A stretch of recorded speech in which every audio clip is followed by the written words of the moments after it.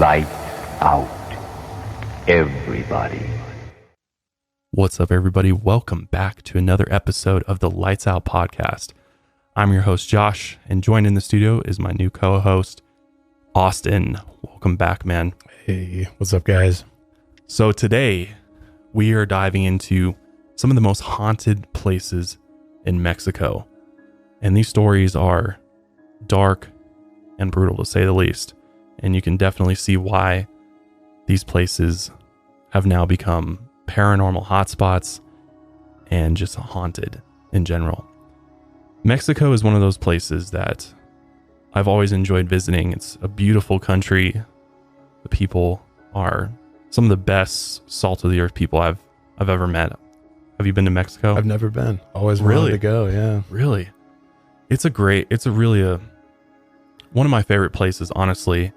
And it's devastating to see the violence that they are dealing with right now. I don't know if you saw, but actually just this past week, El Chapo's son, Ovidio Guzman, was actually arrested by Mexican authorities for the second time. He was actually arrested in 2019, and the Sinaloa cartel, I think there was another cartel group, actually went and tried to bust him out of jail.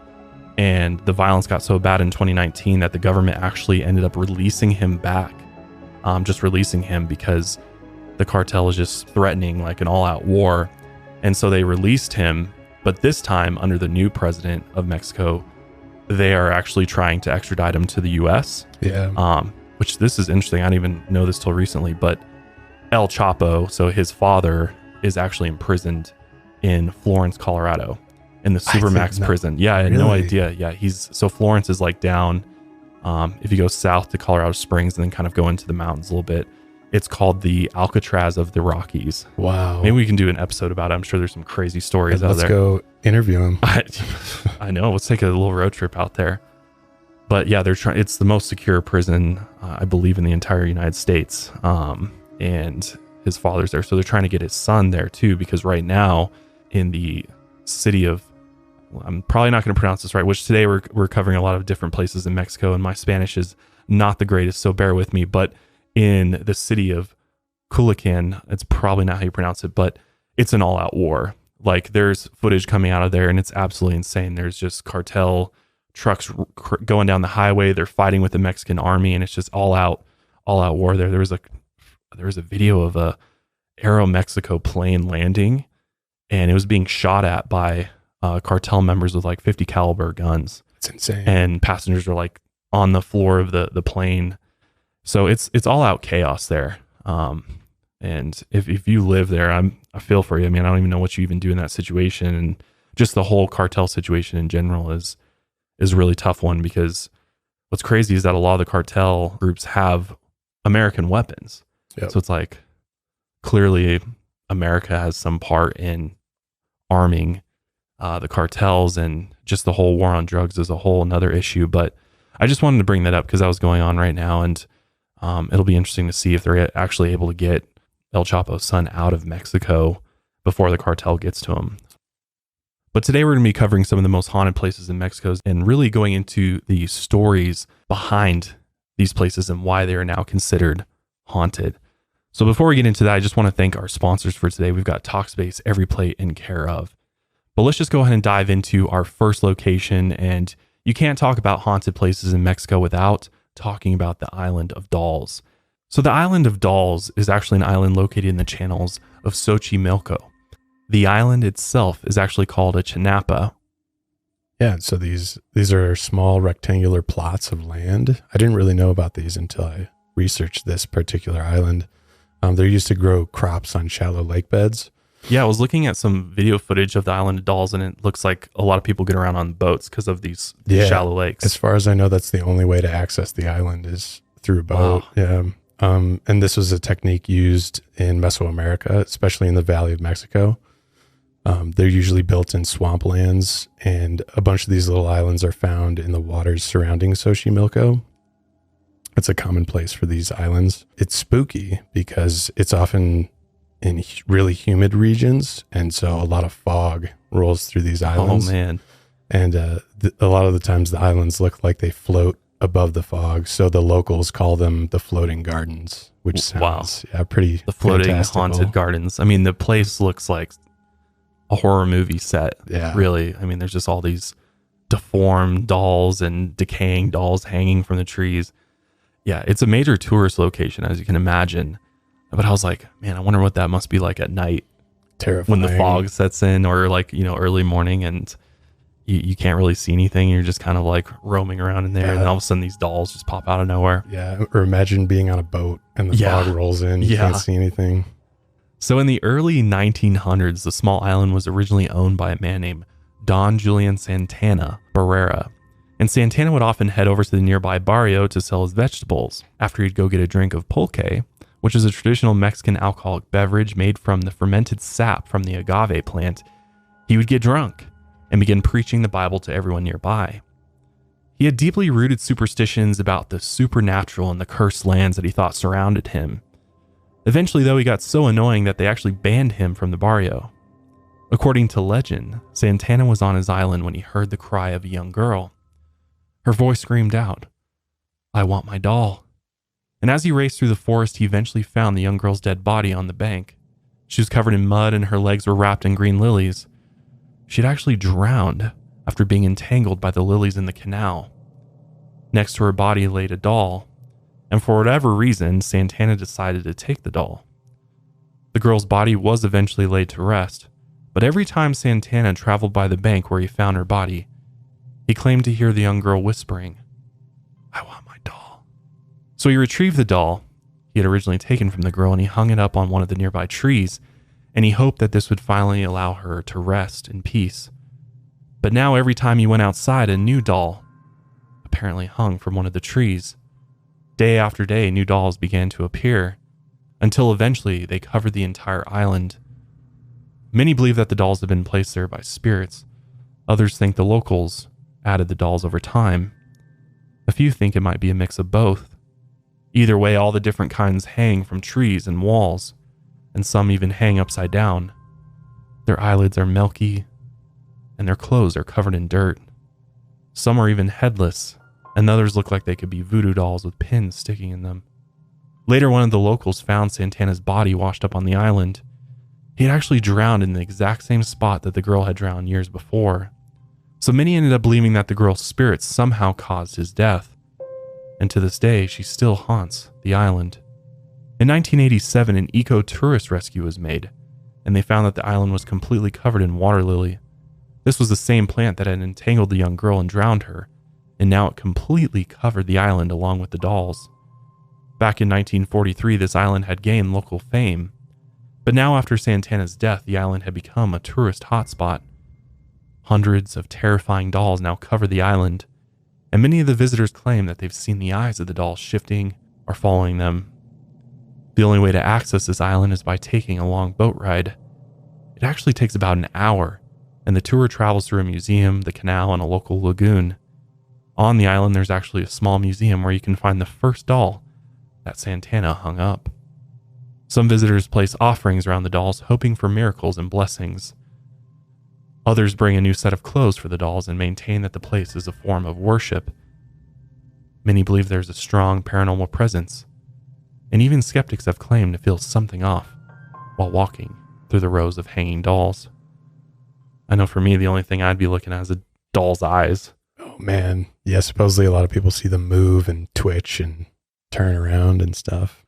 And a lot of people even claim hearing the young girl that drowned, hear whispers and voices. And I mean, I know there's been a number of like paranormal investigators that have gone to the island and conducted investigations. And from what I've seen, it looks like they've definitely have encountered some strange activity there, especially, the dismembered voices and things like that. I mean, it's truly a spooky place. I wonder, can see why it's I always haunted. think, why is the first impulse, hey, I found the body of a young girl, let's take her doll away from her? I always think that was like, wow, good move, man. Yeah, if you think about it, he was a religious man, a Christian man, so he probably didn't think anything of it at the time. True. He's just thinking, we need to lay this girl to rest, and what am I do? Just leave the doll there on the bank, and right, yeah. Maybe he thought it was some way to pay tribute to her. But I think what's interesting is oftentimes objects that are associated with those that pass, the residual energy from, the spirit or soul of that little girl becomes trapped in that doll. And a lot of times when a death is on the tragic side, a lot of times, there's, a part of it that is left behind. And a lot of times it ends up in that object that person was really attached to. And so when you look at haunted objects just in general, you find that most of the times that the human had major attachment to it while they were alive, and it was near them when they passed, and therefore part of their soul is potentially trapped within. Yeah, or it's like a residual energy from that human left in the doll. And so I wonder if some of those dolls are from other children who have maybe passed early on, and they bring them there because that's just something that they do. I mean, that's just, I don't know that that's true or not, but it's an interesting thought. Or it's just kind of become this hotspot, and it's a tourist place, so people just bring them to kind of add to the collection there. Yeah. But it's a pretty interesting one. Even just as like a community project, it's pretty impressive that. Yeah, I mean, there's a lot on there. There's probably hundreds, if not thousands, of dolls on this island. It's what it reminded me of. This is a little bit from home because I'm from Detroit. It's called the Heidelberg Project. I don't know if you've ever heard of this. It sounds familiar. Yeah. So it's this art project. These dolls remind me of it because there's actually a fair amount of dolls there. But this guy back in the 80s wanted to make this neighborhood more safe. So he thought, the only way I can really make this safe, since it's not being patrolled by cops as much, it's kind of way out here, is I'm going to make this entire block an art project. Oh, interesting. Just to get eyes on the block. Oh, that's smart. It brings all these people by. It's this art project. And yeah, you'll find weird stuff like dolls and stuff hanging, and shoes hanging from houses, and just bikes upside down, and power lines. And you should check it out. Heidelberg Project. But this kind of reminded me of that. And it's still in existence today. You can still go by and check it out. That's interesting. That actually makes a lot of sense though. If there's enough people, and especially people that aren't local to that area coming in, that kind of forces the cops to have to go out there and you got eyes on what's going on. Yeah, it's actually really smart. Yep. But the Island of Dolls might be the most famous haunted place in Mexico, but it's definitely not even close to the most disturbing. The place with a tragic and strange past is the house of Claudia Mijangos. Claudia was born May 25th, 1956 in the seaside town of Mazatlan. The town is a popular tourist town, and it sits on the Pacific coast. But Claudia was the youngest of 7 children in a family of 4 girls and 3 boys. Her mother, Maria, was known as an aggressive and abusive woman. She was also extremely religious, which I don't know how the two of those make sense together. But her father, Antonio, on the other hand, was a sensitive man. He mostly kept to his work and never stood up to his wife. Even though Claudia's home life with her mother was problematic, she grew up as a socially friendly girl. She was popular but didn't always do well in school. She had also once won a local beauty contest in her hometown. But as she got a bit older, she began studying for a career in commerce in high school, and after graduating when she was 19, she met a man named Alfredo Gutierrez. He worked for a local bank and had plenty of money to raise a future family. They married 2 years later and ended up having 3 children together. After the death of her parents, Claudia also inherited a good amount of money. So she and her family moved to Querétaro City. While there, they enrolled their 3 children in a private Catholic school, and Claudia worked there as a catechism, ethics, and religion teacher. The city was rapidly growing, and they were happy that they had found a new home there. But soon, their happiness began to fade. In the late 1980s, Claudia and her husband began developing marital problems. According to relatives and friends, it was around this time when Claudia began to show signs of emotional instability. To try and solve their problems, the couple attended marriage counseling with Dr. Jamie Flores, who had a TV series on Discovery Channel Mexico. Unfortunately, these counseling sessions really didn't do much for their marriage. And after several sessions, the doctor determined that there was a never-ending power struggle between the two of them, and there was no way to fix it. Not long after, Claudia became obsessed with one of the other teachers at the Catholic school, Father Ramon. This was also around the same time that she began experiencing extreme hallucinations of angels and demons. She was 33 years old when she began having these severe psychotic attacks. And every time she witnessed an angel or a demon, she was left psychologically tormented. And it became clear to Claudia and Alfredo that their marriage wasn't going to work out, so they got separated in 1989. This was the same year that she started hearing strange voices and having visions, but she kept this to herself. She didn't want to tell Alfredo anything. Whenever she brought up her psychological problems before, he just called her crazy. After a few weeks of being separated, on April 23, 1989, Alfredo picked their kids up from a school fair and brought them back to Claudia's house. Alfredo still loved his wife and he wanted to make everything better. So when he dropped the kids off, he tried to reconcile with her. He had heard that Claudia had started having an affair with Father Ramon, so he asked her if it was true. The accusation triggered an intense argument. Alfredo told her that he wanted to get back together, but Claudia confirmed that she was indeed having an affair with Father Ramon, and she was in love with him. What Alfredo didn't know was that Father Ramon had decided to end the relationship with Claudia a few weeks earlier, and Claudia hadn't taken it well. She was in denial about the breakup, and she began stalking Father Ramon. She also began hearing voices of angels telling her that her and Father Ramon had to be together, and she never lost hope of being with him. During the argument with her ex-husband, Claudia told Alfredo she would never get back together with him, and before he left, Claudia threatened her ex-husband, saying that he would be sorry. Alfredo stormed out of the door and Claudia slammed it shut behind him and locked it. She then went upstairs to find her children in the bedrooms. They were awake and disturbed by the argument that they had just heard, but Claudia tucked them into bed and then went to sleep. A few hours later, in the early morning hours of April 24th, 1989, Claudia awoke to loud voices. These voices told her that her hometown had completely disappeared. The place she had grown up was now just a spirit. She listened to the voices for a while, trying to figure out if they were real or not, and eventually she got out of bed around 4 a.m. The voices were still loud inside her head, so she then went over to the telephone and called her friend, Veronica Vasquez. When Veronica answered the phone, she could tell that Claudia was frantic, so she tried to calm her down. Veronica promised she would come over to her house a little bit later to help her out, but in the meantime, she told Claudia to try to go back to bed and get some rest. Claudia didn't take her advice. Instead, she got dressed and went to the kitchen, where she picked up 3 large knives. Her children were still fast asleep in their bedrooms upstairs. First, Claudia decided to go into the bedroom of 6-year-old Alfredo, her youngest child. She leaned against the child's bed, and as he slowly opened his eyes, she grabbed his left hand. And in a frenzy, she took one of the kitchen knives and began slashing Alfredo's wrist. She slashed it so many times that she completely amputated her son's hand. Alfredo screamed in pain and fear while he clutched his arm. His screaming woke up Claudia's 11-year-old daughter, Claudia Maria. Claudia then grabbed Alfredo's right hand and tried cutting it off. Her daughter then appeared in the doorway, begging her mother to stop. Alfredo again tried to resist her attacks, but Claudia began stabbing him in the chest, eventually killing him. She then grabbed one of the other 3 kitchen knives and rushed over to Claudia Maria, stabbing her 6 times in the chest. Her daughter managed to escape the room and begged her mother for mercy as she ran down the stairs. Her clothes were covered in blood. One of the stab wounds had actually punctured one of her lungs, but she was still able to scream.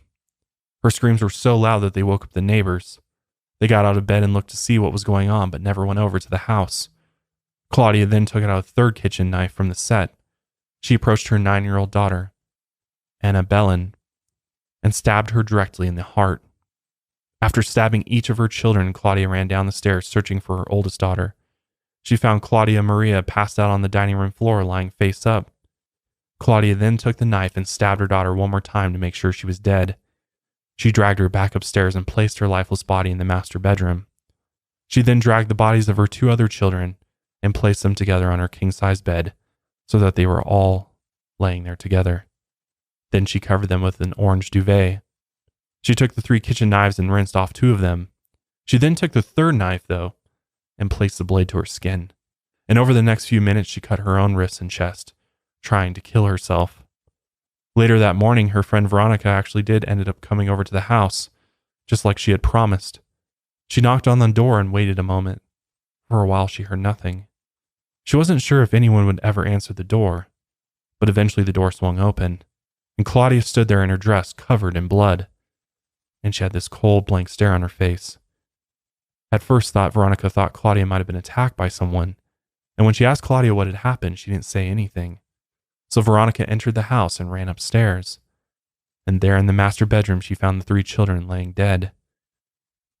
Can't even imagine walking up and seeing this scene. But Veronica immediately bolted out of the house and found the nearest phone and called the police. Meanwhile, Claudia slowly walked back upstairs, entered the master bedroom, and laid down with her children. And when police arrived, they noticed the house looked like a setting for a horror movie. The dining room, stairs, hallway, and bedrooms were absolutely covered in bloodstains. So yeah, I actually had to look this up with how much blood was in the house, and it was a lot. They said about 10 liters of blood was found throughout the house, which is roughly 2 adult humans, and this was just from children. That's crazy. Yeah, it was everywhere. When the police arrived, they went upstairs to the master bedroom, and that's where they found Claudia still lying next to her children. Her eyes were half open, staring at the ceiling, and the police thought she was dead. When they pressed their fingers to her neck, they felt a shallow pulse. They quickly transported her to a nearby hospital where she was treated for her wounds. In the corner of the master bedroom, police spotted 2 clean kitchen knives resting on a chair. One was a 13-inch blade and the other was 16 inches. Both were steel with brown wooden handles and they had been rinsed clean. The third knife, which was 12 inches long, was found in the daughter's bedroom. It sat on the carpet covered in blood. Later in the hospital, Claudia eventually regained consciousness. Standing over her was an agent from the public prosecutor's office, and he questioned her right as she woke up. In a daze, Claudia told him she loved her children very much and they were very good children. At this point, she had been sedated with drugs and handcuffed to the hospital bed, so they decided to wait a few days for her to give her first statement. 3 days later, on April 27, 1989, at 11:30 a.m., she blamed Father Ramon, who she supposedly loved. She told investigators that Father Ramon had been speaking to her telepathically. She said both he and her ex-husband had put her under so much pressure she lost all control. She also claimed that a demonic entity had possessed her and forced her to kill her children. Later, though, she changed her statement and said that she couldn't remember anything at all. All she could remember was that her friend Veronica knocked on the door and woke her up that morning, and everything else was a blur. The more she talked with the investigators, she spoke as if her children were still alive. She was delirious during the interrogation, and she said her children were still sleeping, and she had to get home to make them breakfast before they went to school. And once the local newspapers got wind of this story, they nicknamed Claudia the Hyena of Querétaro. Mexican authorities had her examined by psychiatrists and neurologists. They went through a thorough psychiatric mental, medical, and physical evaluation. And after the tests were over, they reported that she had been suffering from schizoaffective disorder. This disorder gave Claudia abnormal thought processes and deregulated emotions. They also diagnosed her with temporal lobe epilepsy, a chronic disorder of the nervous system. It was determined that at the time of the tragedy, Claudia was in the middle of a psychotic episode. After the results came to light, the criminal procedures were suspended. Legal teams decided that Claudia should receive a 30-year sentence in an institution. They incarcerated her on September 19, 1991, in the psychiatric annex in the Women's Center for Social Readaptation, a maximum security prison south of Mexico City. As for the house where this awful crime occurred, it actually still stands on Hacienda Vigil Street. No one has lived there since Claudia killed her children, and graffiti now covers the walls and the windows are broken. Early on, the house was used for satanic rituals, but eventually the house was completely walled up. Visitors have claimed that they have seen small children at the second-story windows or have heard children screaming inside. Supposedly, the property has been sold several times, but no one's actually moved in. Neighbors have requested for the city to demolish the house, but it still stands, and it's become a local tourist attraction, especially for paranormal enthusiasts. Paranormal investigators have visited the house through the years, and some have seen a girl in the kitchen with bloody pajamas. Another story tells of a neighborhood kid playing outside when he accidentally kicked his ball into the house, and apparently when he went to retrieve the ball, he saw the same girl wearing bloody pajamas.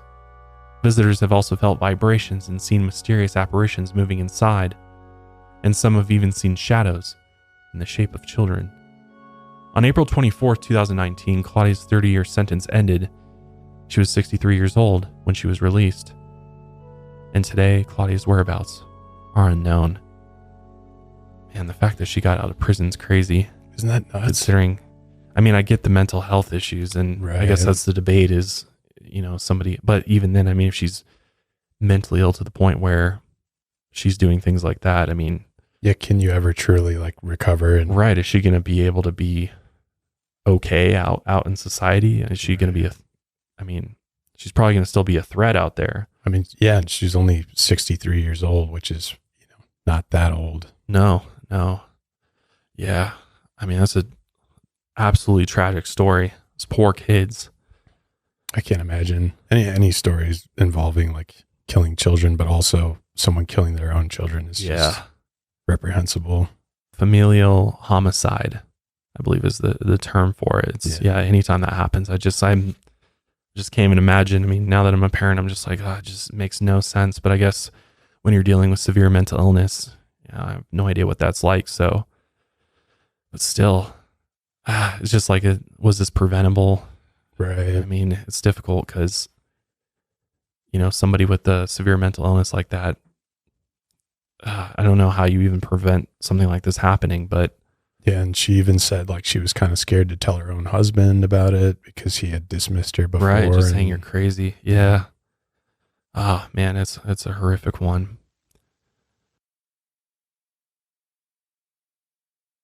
Getting the help you need doesn't need to be a challenge.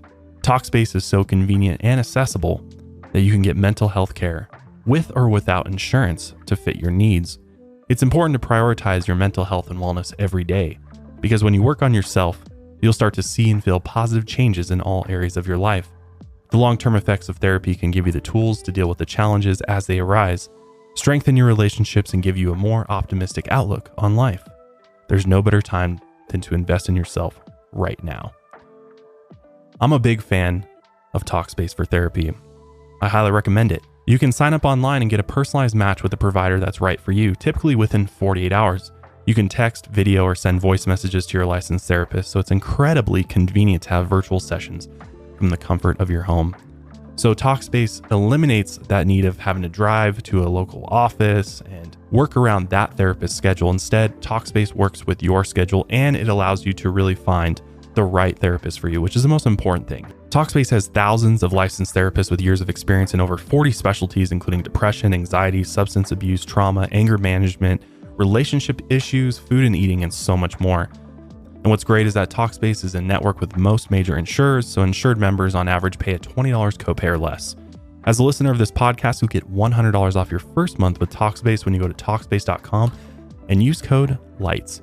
To match with a licensed therapist today, go to Talkspace.com and use the code LIGHTS to get $100 off your first month and show your support for the show. That's LIGHTS at Talkspace.com.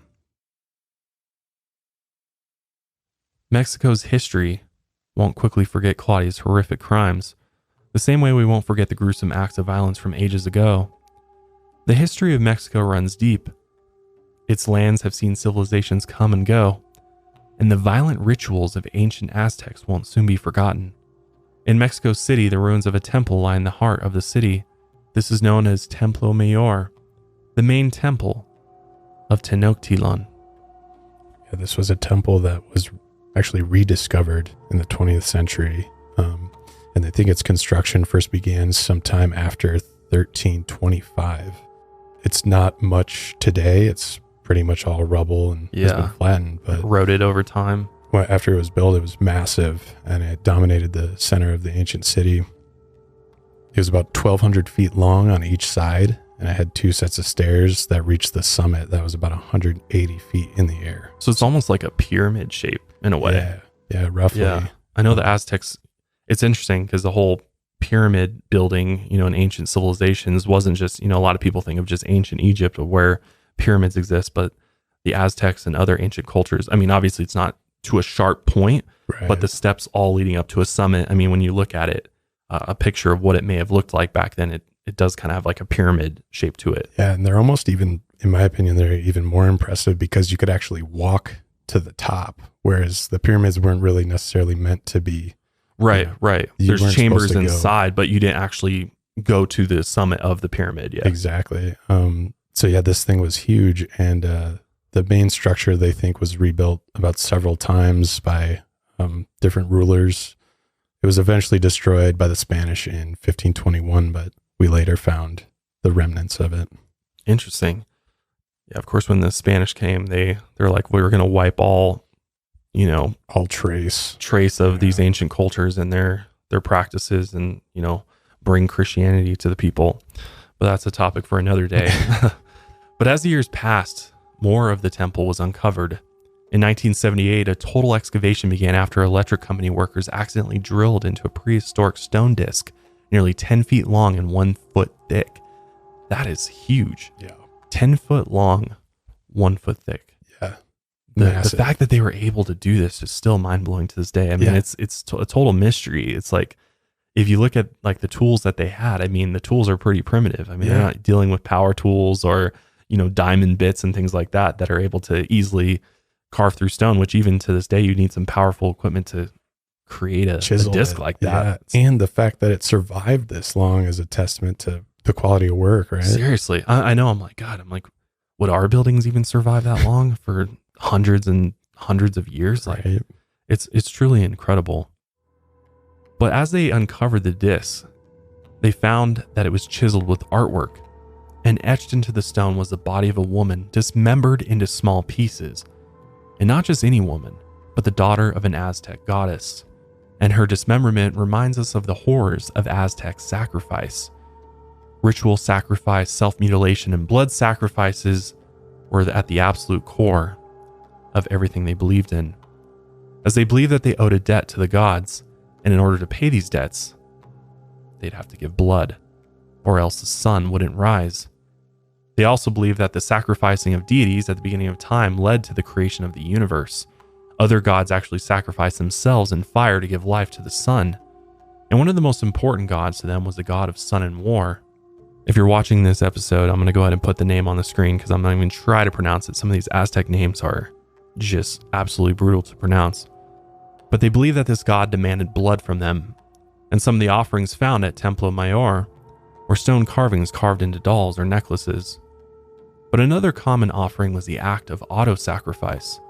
This was a ritual conducted in private and a personal act of communicating with gods. What they would do is they would take obsidian blades, agave needles, or bone spikes, and then they would puncture different areas of their body like the earlobe, lips, tongue, chest, or calves. And this would become a daily ritual, and they would offer their blood to the gods. They also sacrificed animals in private and public ceremonies. Quail was often used, but they also used dogs, eagles, jaguars, and deer. But what really brought the community together was human sacrifice.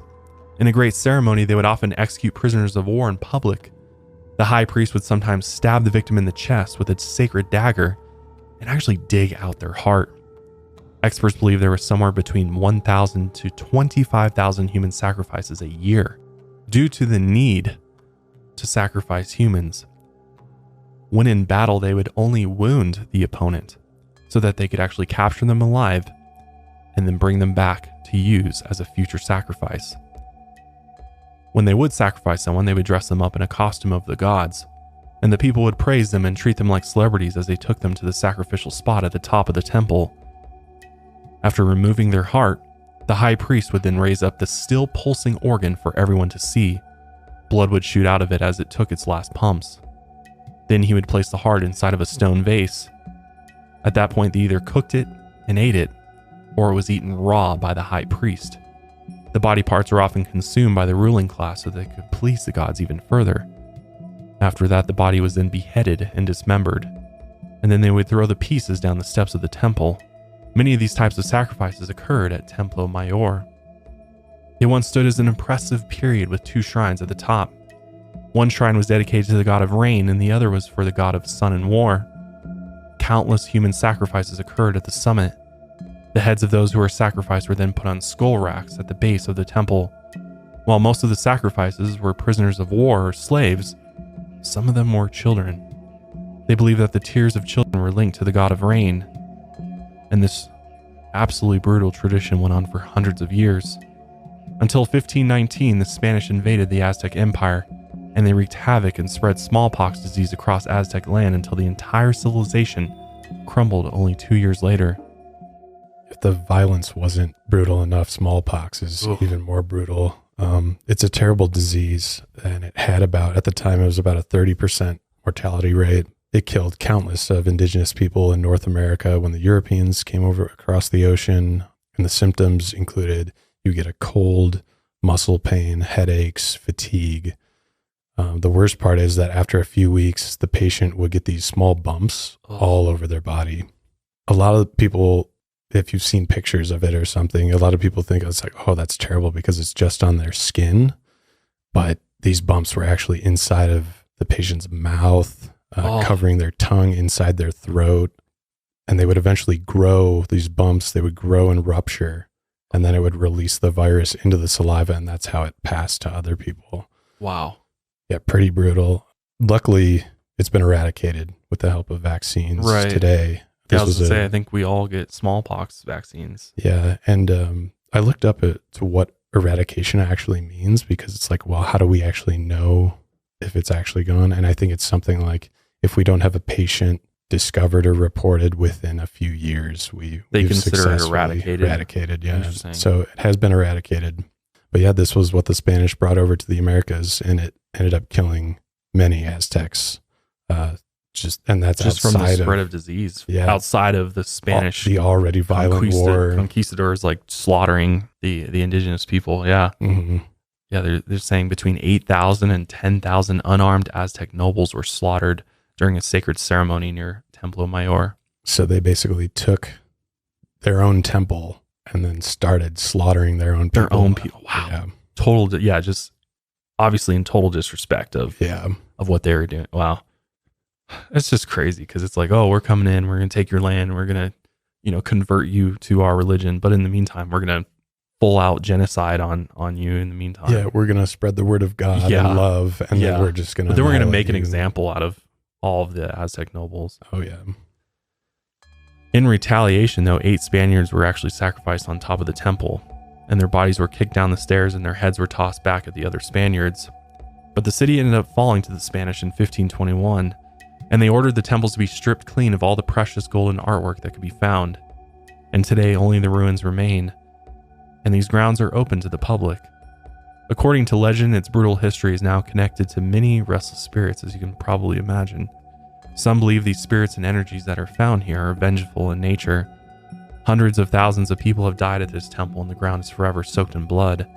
Today, officials and visitors to the ruins have reported disembodied voices. Cries and screams have been heard emanating from hollow chambers. Some have even experienced phantom aromas of blood, smoke, and rotting flesh. Others have seen shadowy figures that stalk the living visitors. And apparently some of these shadowy figures are even dressed in old Spanish garb. Paranormal investigators have visited the ruins over the years and taken readings with EMF meters and have reported high levels, which is electromagnetic frequency, I believe. So it's measuring the electromagnetic energy in the area, and it's believed that when the levels are high, that's when you start seeing paranormal activity start to emanate, like glowing orbs or strange mists in the background of photographs, apparitions, things like that. Museum employees have experienced objects moving on their own, like ancient tools mysteriously disappearing. They've also seen doors opening and closing on their own, or alarms being tripped when nothing is there. Many have described a sensation of even being watched, followed, or even grabbed by something invisible, and visitors have even experienced physical pains, like sharp pains in their chest that grow worse the longer they stay near the ruins. I mean, the paranormal activity here makes absolute sense. Yeah. Just the amount of bloodshed and hate and anger that happened over the years in this location. Yeah. And the fact that it was like a spiritual place exactly. too, Exactly. Yeah. I think that definitely has something to do with it. Just the violence and the bloodshed. Yeah. The Aztec ruins are, when I was in Mexico, I think I've been, to some of the cenotes, which are like the underground pools. Beautiful. Really cool. We covered that in Planet Sleep. That's right. Yeah. Planet Sleep. Good days. Yeah. Good times. But in the cenotes, they would also go down and do ceremonies. And I went into a cenote, and there were some Aztec descendants that were doing some type of ritual down there, and they had candles. And I just remember going down there, and just the energy was so heavy. in there. And I don't know necessarily if they did any sort of like, human sacrifice. I believe they've done animal sacrifices down there. There's definitely something very spiritual about, that place, and just these indigenous cultures were just so in tune with spirituality and just, whatever the life force is. I mean, just across the world. I mean, I've sat with an Aboriginal in Australia before, and just being in their presence, they're just something special about it, and they're tapped into something that the rest of us have been, disconnected from. Yeah. So, and I know a lot of those temples were built specifically above the cenotes, where that was their access to water, which is crazy to think that they knew that. How did they know it was under there? It doesn't make any sense. I mean, it's like a lot of these are way far down underground, like 20, 30 feet underground. So the fact, and again, some of them are open, like just open holes in the ground. Mm-hmm. Like there's areas of Mexico where they're all over the place. You just stumble upon it, and like you got to be careful because you just like walk and fall into. Other temples were like they would build them in equilateral distance between multiple cenotes. Yeah. So that's how well they knew the land. There's tunnels that connect them. It's really incredible. In 2023, instead of a long list of resolutions that just overwhelm, try focusing on a few key things that will allow you to feel more balanced, confident, and energetic. And with Care of, you get a routine of products and digital tools to help you feel better than ever. Care of is a subscription service that ships high-quality personalized vitamins, supplements, and powders conveniently to your door every month. What I like about Care of is that they take the guesswork out of finding the right supplements and vitamins for you. If you go to a vitamin shop, you start looking around, you have no idea where to start. But with Care of's short, in-depth quiz, they ask you questions about your lifestyle and health goals, and then they come back with personalized doctor-backed recommendations. So they take that guesswork out of the equation for you. And then from there, you can decide if you want to go with all of the personalized recommendations, or you can pick and choose what you want. Each shipment comes with a customized pamphlet that shows you exactly what's in your individual daily packs and why it was recommended specifically for you and your health goals. I think the best thing about Care of is it eliminates the need to have all these different bottles of vitamins and supplements, because it's very easy to end up with like 20. What's great is that they ship you a box, and all of your vitamins for your daily dosage come in these little compostable packs. And it's great, especially for traveling, because you can just throw those packs in your bag and you've got everything you need each day. I know for me, I've been using Care of actually for I think a year or two now, and I've definitely seen improvements in my health and just I feel better overall. So right now you can get 50% off your first Care of order if you go to takecareof.com and enter code LIGHTSOUT50. Again, you can get 50% off your first Care of order. Just go to takecareof.com and enter code LIGHTSOUT50. But even though human sacrifice became more and more rare after the fall of the Aztec Empire, some have still participated in the ritual behind closed doors. In the case of Tadeo Mejia, he began searching down a dark path in which he would never return. The beginning of this story dates back to the 18th century. A nobleman of San Clemente ordered the construction of a mansion for his daughter in Guanajuato. It was later turned into a post office in the 19th century until a mining engineer named Tadeo purchased the property for him and his wife. According to one story, the couple lived in the house for less than a year before tragedy struck. The employees of the mine where Tadeo worked supposedly weren't getting paid, and so they actually accused Tadeo of pocketing the money. In truth, the mine was suffering from an economic crisis, so their payments were late. But the miners had been convinced that Tadeo was stealing from them. So they ended up breaking into his house, hunting down his wife Constanza, and stabbing her in the neck. And after watching his wife die, this triggered a psychotic episode.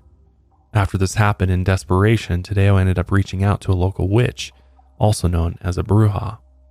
And she showed him strange dark magic rituals that included human sacrifices of young men and women. She promised him that he could bring his wife back to life through rituals of human sacrifice. So between 1890 and 1900, Tadeo kidnapped and sacrificed an unknown number of men and women in his home. It didn't matter if his victims were men or women. As long as they were alive and breathing, he took them into his house, performed a dark ritual, and slaughtered them. Several bones and human ashes belonging to a handful of different victims were later found in the basement. Several books on black magic rituals were also found inside. And while he faced trial for his crimes, he would never make it to prison. Tadeo ended up shooting himself in the head before the end of his trial. The house where he killed countless people still stands today, but it was converted into a museum in 2010, and it's now known as the House of Laments. It's said you can still hear the agonizing screams of the victims inside the house. Others have heard the footsteps of women in high heels, and cold spots can be felt in several different locations. Some say that Tadeo's ghost also roams the house, and his spirit is forever trapped inside. Since he has never paid for his crimes while alive, this might be his penance in death. The museum can be toured for a few dollars, and it's sort of a haunted house attraction now with costumes and special effects. But many believe that if you look past the theatrics, the true paranormal horrors can still be found. Which I don't know how I feel about turning in a place of literal human sacrifices into a haunted attraction. Yeah, I mean, seems in poor taste, right? yeah, just a little bit. Yeah. Also, I'm more of a skeptic on the paranormal stuff, but I will say if there is something that would be horror related that I would it would make sense in the realm of spirituality is that someone is sentenced to, like, their spirit cannot flee from this realm. Can't like fully cross over and, rest in peace. Yeah, that's terrifying. Until they're just thinking about being in a place forever is terrifying.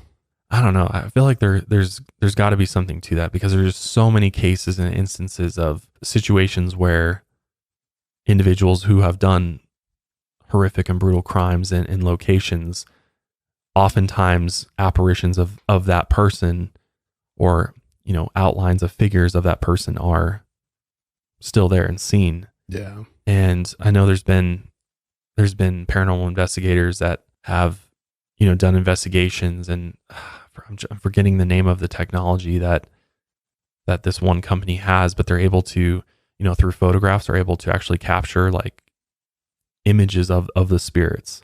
Really? Yeah. Like I'm forgetting the actual name of it. Steve Shippey is his name, is the name of the paranormal investigator. He did an investigation of a house, and we'll have to cover it on here at some point. But there's this technology, there's a software that's able to analyze photographs. And through this software, it was actually able to capture and create a physical image of the spirit, and it ended up being this old man that was like decaying and stuff, but it was actually the man that had died in the house or had done something in the house.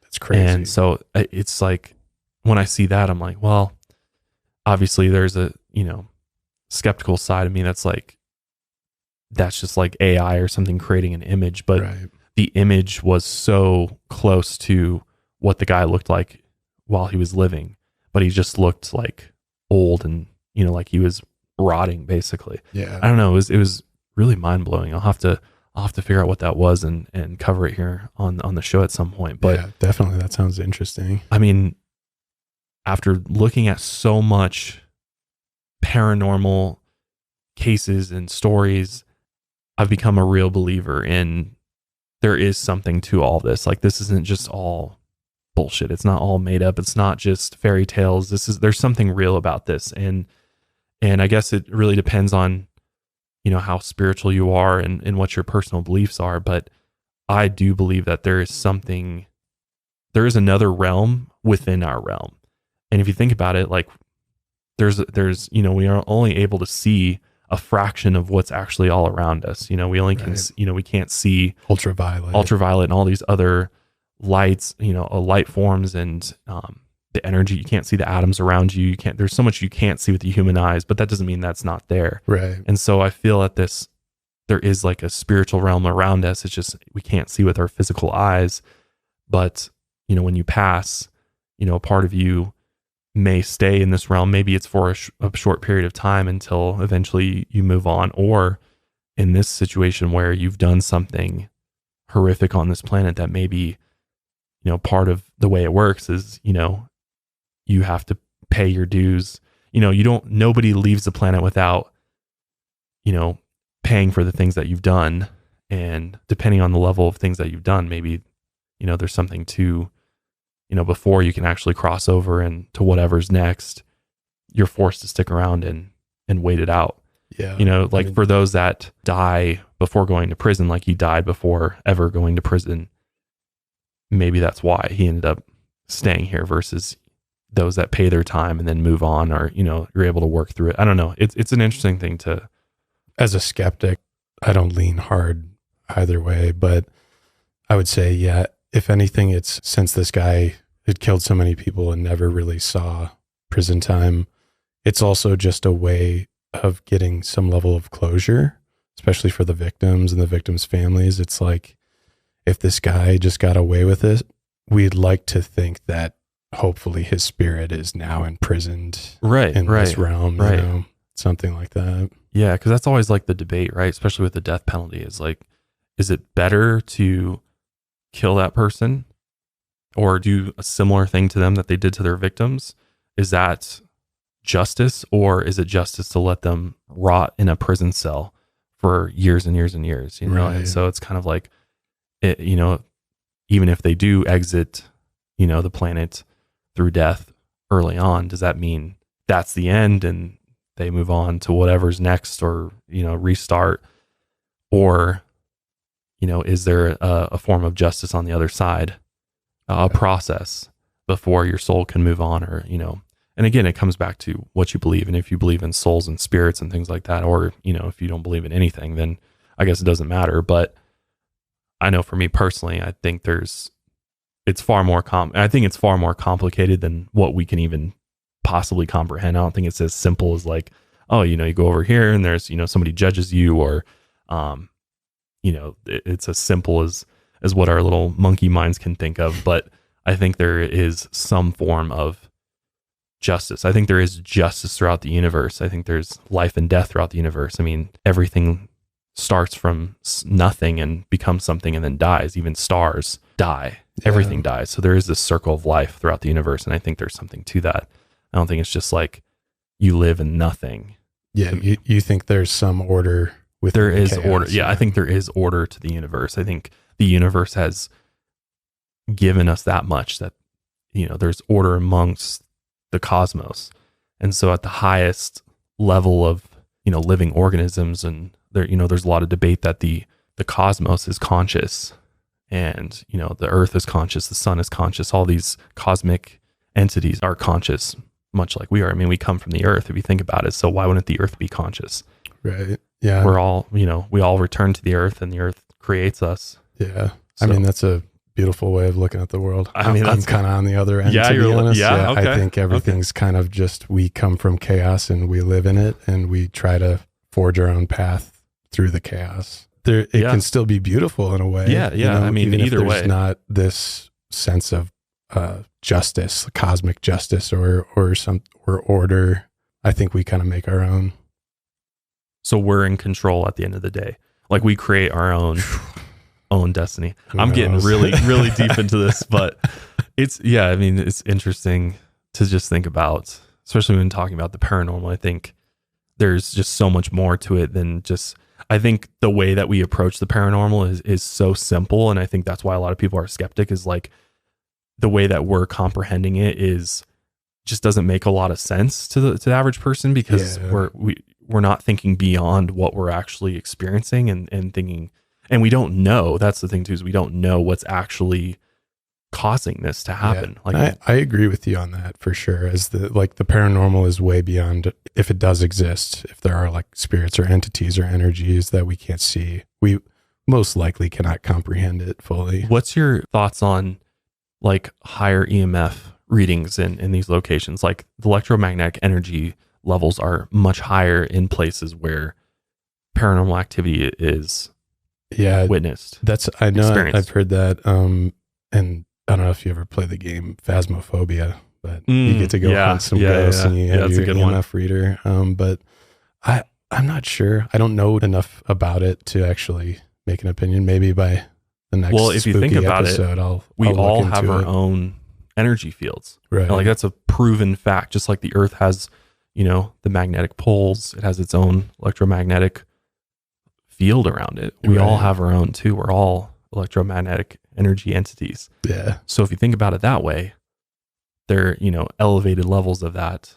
Is there something there's left something behind that we can't see? Clearly, on a purely scientific level, you could say there's residual energy left over that's there. Why it's there, we don't know, but that has been scientifically proven time and time again in haunted locations where whether horrific things happen or spiritual locations, there is this residual energy there. And is it from the people that live there at one point, or is it just that particular location? Maybe it's the geolocation is in itself a electromagnetic hotspot, which that's a whole another thing, the anomalies that happen in these locations. And that's like the debate. Is paranormal activity a result of residual energy left over by humans that live there, or is this a geolocation thing? Like, is it the actual location on the planet that actually may have had some sort of effect on the humans that live there because of this electromagnetic energy and how it affected the earth, affected the humans? So that's kind of the debate, is like, what is it? Is it our electromagnetic energy that's being left over when we're gone, and that's the residual energy that's in fact causing paranormal activity to occur? Or is it the actual planet itself that affected the humans that were there, in turn causing the paranormal activity? Well, I will tell you this. By the next time we talk about this, I'm going to research a bunch. Yeah, you should. Look into electromagnetic, because I think I'm going to watch a few 10-minute YouTube videos and become a professional. There you go. Yeah, no, I mean, I have a very basic understanding of this too. I'm not a scientist by any means, but from what I've learned over the years of looking into this stuff, is like, there is something to it. Like, this is a measurable thing. And in places like Skinwalker Ranch, that is like, there is clearly an anomaly happening there. There's an electromagnetic anomaly. There's radiation there that is unexplainable, that's coming from deep within the earth, that they've actually been able to measure. There's a whole show on History Channel where I think I saw something about that. Didn't they actually find something deep within the earth? Yes, it was like they don't know what it is. Metal object or something like that. Yeah, there's something under the ranch that is causing this elevated levels of electromagnetic energy and radiation that is unexplainable. Like, they haven't figured out what it is exactly. Yeah. And so they believe that whatever it is, maybe it's something geologically that's causing it. It could be something deep within the earth that is completely natural, that, and that's where people go to, like portals and things like that. Is there it's something transdimensional that's happening? And when you get into talking about dimensions and everything, that's when things get really trippy. But, and there's debate within the scientific community of how many dimensions there are. But what we do know is there is more than one dimension. And we know that, there's 3-dimensional, 4-dimensional, fifth dimension. And, some people say there's all the way up to 11 dimensions. And when you start to look at that and dive into the theoretical physics behind that, and I mean, that's where it really like becomes clear that we've come a long way in the scientific community, but there's so much that we don't know. And there's so much of science that's still theoretical. And, it's just different scientists' opinions on what it is, but ultimately no one knows, the answers to it. And I think that's what's so exciting about this. And this is why I love paranormal activity, and I love looking into unexplainable phenomena, is because I think we are still searching for answers as to what is causing all of these things. Yeah. And all of this, orbs. I mean, orbs are getting captured on camera. Like, we know you guys orbs. I've caught orb in my own studio, and there was nothing. And people are like, "Oh, it's camera. This camera." I was like, "No, it's not," because unless the camera had an abnormal anomaly that one time, it doesn't make sense. I mean, the camera's never done that since that one day, that one episode where there was literally an orb floating next to me. There's something to that. I think there's something more to that, and there's something, whether it's, and that's the debate. What is it? What is the orb itself? Is it energy? Is it a spirit? What is it? So I'm getting way off topic here, but that's what happens when you have a co-host now. You get way off topic. Yeah, but hopefully it's an interesting conversation, and I'd love to just do a whole episode just talking. Like, maybe we can do an episode where we kind of debate on the paranormal, and you kind of present your argument, I'll present mine, and we kind of go back and forth about different types of paranormal activity or unexplainable phenomena, and just kind of talk through it from different perspectives. I think that'd be really interesting. That would be sweet. I'm into that. I got to do my research. Yeah. Good. Yeah. Start now. It's a brand new year, and EveryPlate is here to help you achieve all of your resolutions. EveryPlate helps you save money with delicious, affordable recipes delivered right to your door. Plus, if you're looking to cook more, EveryPlate helps you expand your cooking skills with easy-to-follow recipes you can whip up in just 6 simple steps. It's going to be a great year with EveryPlate. Saving money is on the top of many of our minds right now, and America's Best Value Meal Kit helps you do just that all year round. Did you know that EveryPlate is 25% cheaper than grocery shopping? This means you can put the money you save on groceries towards those new and fun resolutions. I'm a big fan of Every Plate because of the convenience, and the quality of the food is honestly a lot of times better than what I pick up at the grocery store. And plus, they take the need of having to go there physically. It's all there pre-packaged, pre-portioned right in the box. And again, it's 6 simple steps to get an absolutely mouth-watering, delicious meal on the table. And again, it does actually help you learn how to cook. It teaches you different techniques and allows you to cook different cuisines that maybe you haven't tried before. Plus, all the recipes come together in 30 minutes or less, and cleanup is always a breeze. Not all meal kits are the same, so make the smart choice and choose Every Plate. Every Plate is up to 56% cheaper than other leading meal kits, and you get so much bang for your buck, it's no wonder that it's America's best value meal kit. Try Every Plate today and get $1.39 per meal by going to everyplate.com/podcast and entering code LIGHTSOUT139. Get started with Every Plate for just $1.39 per meal by going to everyplate.com/podcast and make sure you enter code LIGHTSOUT139. But if there's one paranormal place that's usually undisturbed by ticket booths and theatrics, it's the local cemetery. So about 200 miles west of the House of Laments is the city of Guadalajara, and its history dates back hundreds of years. At the heart of the city is a historic cemetery that sits on Belen Street that dates back to 1848. Its name is Panteon de Belen, and it's also known as the Santa Paula Cemetery. It's separated into 2 areas, the common area and a section reserved for the wealthy. When it was opened for burial, many famous locals were buried there. It's rumored that all different types of strange supernatural energy have infested the ground since its earliest days, and the first known horrors date back to the 1700s and continued through the 1800s. Famine had hit the area early on, and by 1833, many were killed by waves of cholera. So cholera, if you don't know, it's an infection of the small intestine. It's usually caused by drinking unsafe food or water, and usually the food and water has been contaminated with traces of human feces. Oh. Yeah. Symptoms usually involve cramps, diarrhea, and vomiting.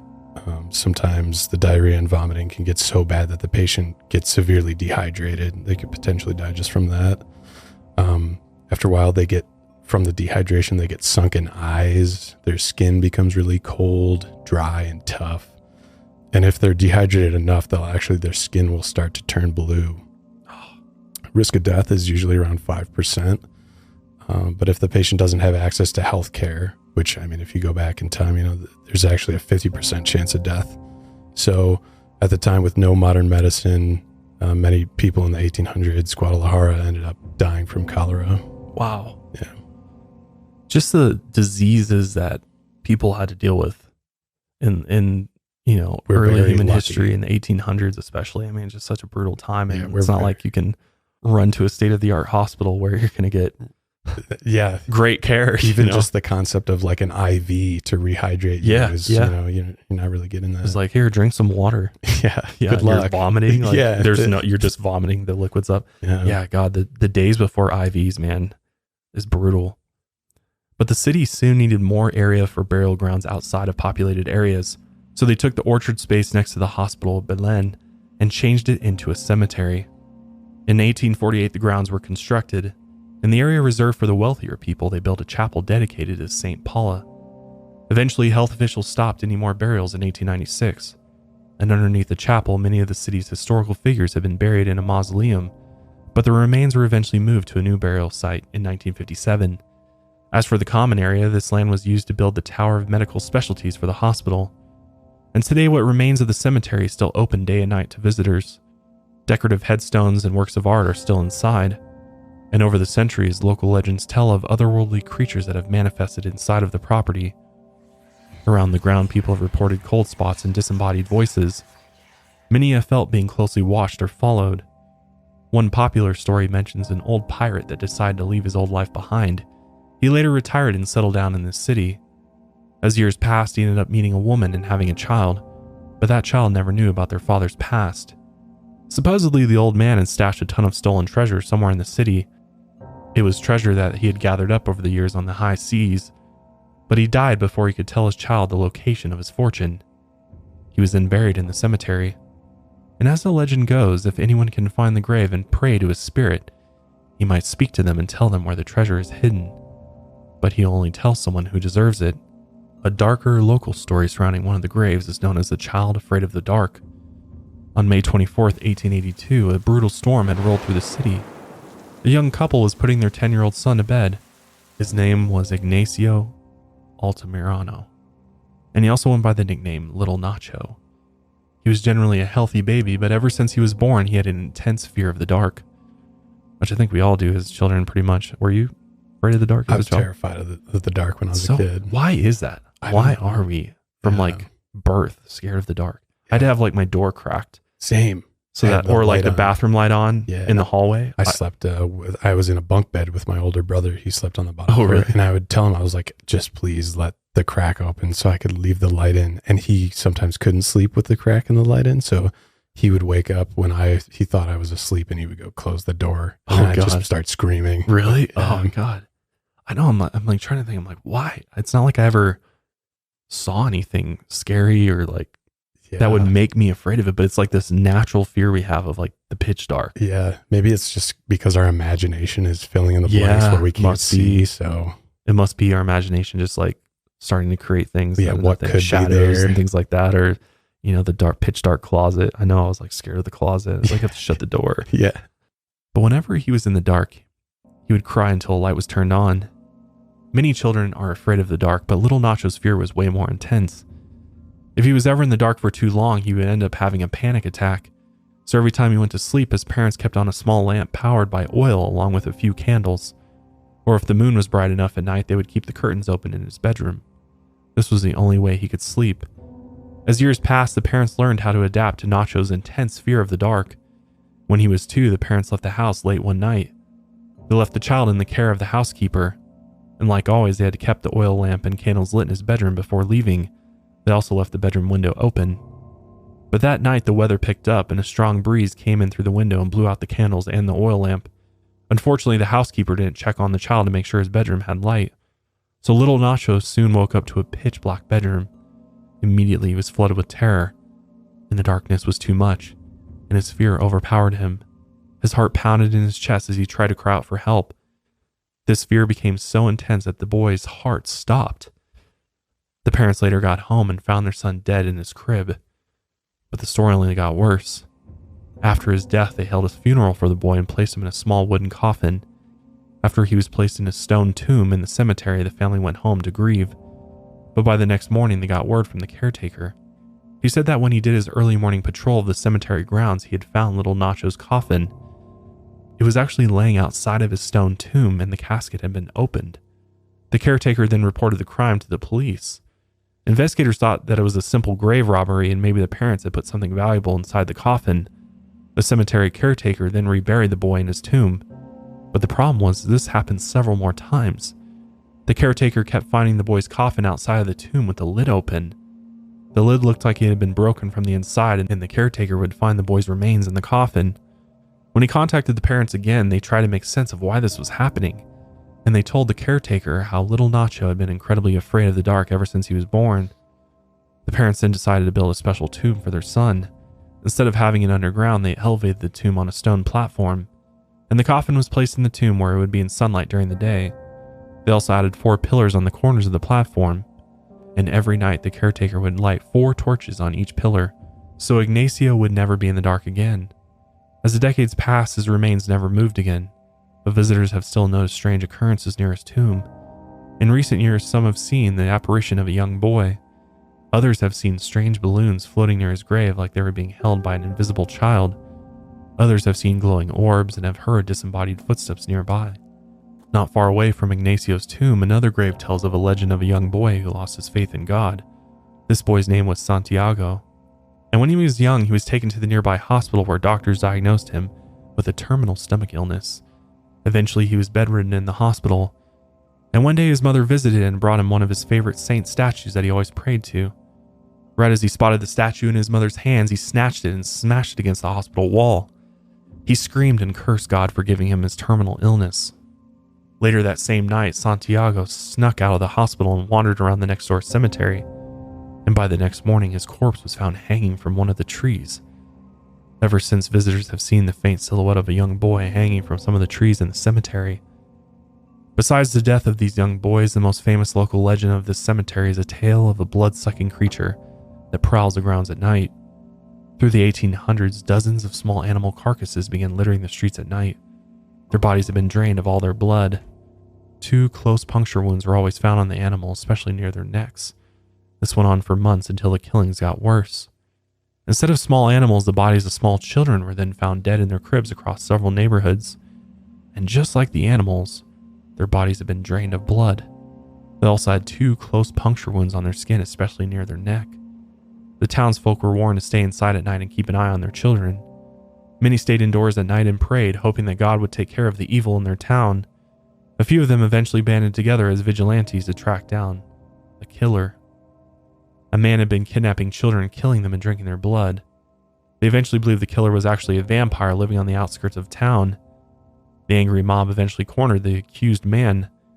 He was ghostly looking and pale, and many thought he looked like a vampire. So the mob pinned him to a wall and drove a wooden stake through his heart. Blood poured from his chest and he died instantly. They dragged the body to the cemetery and buried the remains, but they feared the vampire would rise again, so they placed a large stone slab over his grave. As the years passed, many noticed that the single tree had sprouted from the man's grave. If you can find this tree in the cemetery, the legend says you can snap off a branch, and the tree will bleed a substance that looks like human blood. After touching the tree, some have reported that the bark will leave behind a red residue on their hands and clothes. This mysterious tree eventually grew a massive root system beneath the cemetery's soil, and over the years these roots have slowly penetrated the stone slab where the vampire is buried beneath. Once the tree grows large enough, it's believed the root system will fully break through the slab and release the vampire from his slumber. When that day comes, the man will seek vengeance on the townspeople. Many other legends surround this cemetery, and many visitors continue to experience the work of strange energies and unexplained phenomena to this day. Out of all the haunted places in Mexico, almost all of them have one thing in common. These places have a history of violence.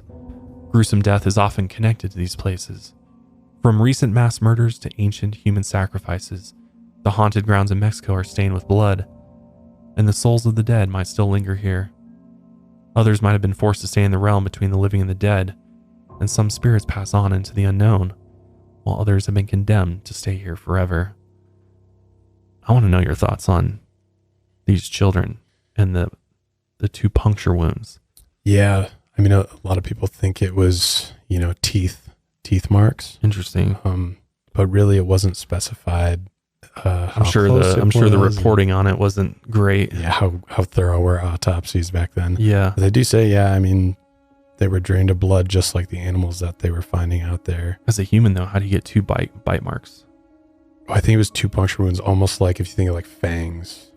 I think that's what they were trying to say. They were trying to say this dude had fangs that were long enough that he could bite into the children and not leave. There'd be no bite marks from the other teeth. That's essentially what they thought. Yeah. I kept thinking like, what if a bat or something, or like some type of creature that, I'm trying to think of any creatures that have the ability to leave 2 puncture wounds like that, with teeth like that. Yeah. But then they just drained the blood through those wounds. That's pretty weird. And it wasn't specified, like, was the blood found at the crime scene or was it just gone? They never specified that. You think it's possible that this just could be like local legend and this never indeed happened? This is like a local legend of the cemetery? Possibly. I mean, the thing that is true is that there is a huge tree above an old grave. I know that's for sure because we had a picture of it. But really, also how they condemned the guy. They just found this guy, accused him, and he's like, hey, you look ghostly white. Look pale. Yeah, you look like a vampire. Yeah. He's like, you look what? a little anemic. Yeah, and then they stabbed him, and then it's like, all right. Yeah. Damn, they're like justice. Yeah, right. Yeah, the whole idea of vampires is an interesting one, especially people really were terrified of vampires back in the day. Like that was like a real fear. Yeah. Now it's like silly movies. Now we're like stuff. Twilight ruined that for everybody. Like it's like, yeah, ever since Twilight, I'm like, yeah, sorry, I don't believe in vampires. Nope. Yeah, these were some absolutely brutal stories though, and the paranormal activity that followed, I think, makes a lot of sense for a lot of them. But I want to know what you think about these places. If you have visited Mexico or live in Mexico, I'd love to know. Have you been to any of these places that we mentioned in this episode? If so, let us know your experience in the comments below if you're watching on YouTube. Also, one thing you do to help us out, it really does help us out, by the way, is take 2 seconds, go to Spotify, hit the follow button for us, and go to Apple Podcasts, hit the subscribe button. And obviously, if you're watching on YouTube, make sure you subscribe to the show so you never miss a new upload. But that is where we're going to wrap up today's episode. So happy to be back. So much great content coming your way in 2023. But we'll see you next time. Until then, lights out, everybody.